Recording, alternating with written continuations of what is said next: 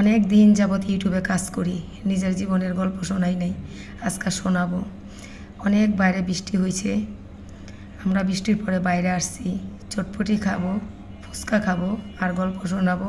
তো বৃষ্টিটা দেখাই, আর বাসাতে চিপস খাইয়া বের হয়েছি সেটাও দেখাবো।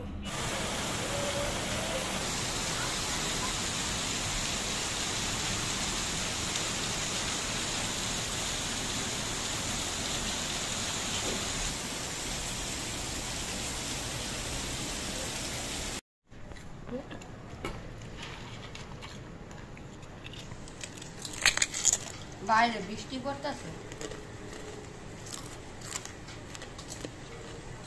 বৃষ্টির মধ্যে ভুট্টা খাইতে, ভুট্টা নাকি চিপস? চিপস খাইতে মজা লাগে।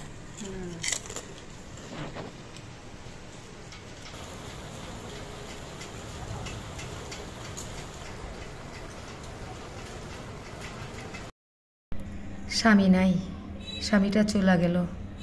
ফুসফুসির মধ্যে ক্যান্সার হয়েছে, 10 বছর মৃত্যুর সাথে যুদ্ধ করে চলে গেল।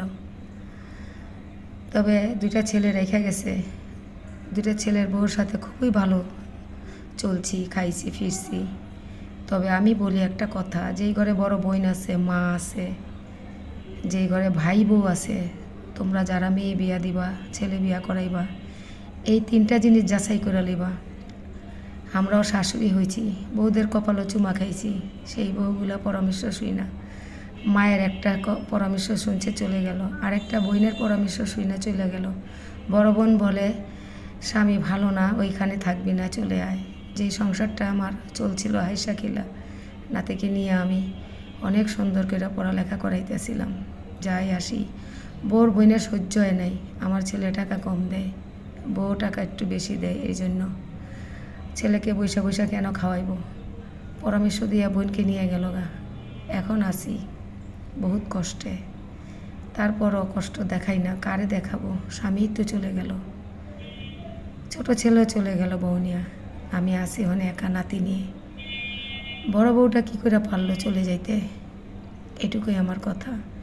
যেই ঘরে বড় বউ মায়ের মতো, শাশুড়িদের অনেক স্নেহ আদর ভালোবাসা করে, আর সেই বউ চলে গেল। অনেক ভালোবাসছিলাম, বোনের এক কথাই চলে গেল। বউটা কি বুঝলো না, 14 বছর পোলাটার হয়েছে বয়স, ছেলেটারে পড়ালেখা করাইতে হবে। বউর বোনের কি, ওর তো নিজের বাড়ি, আমরা তো ভাড়া থাকি, বহুত কষ্টে আছি। তবে আল্লাহ সবাইকে হেদায়েত করুক, দোয়া করি। প্রতিটা মানুষ ঘরের ভিতরে ক্লিক লাগায়, সংসারটা নষ্ট করে দেয়। আমার সংসারটা নষ্ট করছে বড় বউয়ের বইনে। আমারে কামাই করে, আমার ছেলেরা কামাই করে ওর বইনে খাওয়াইতো না, লইয়া গেল।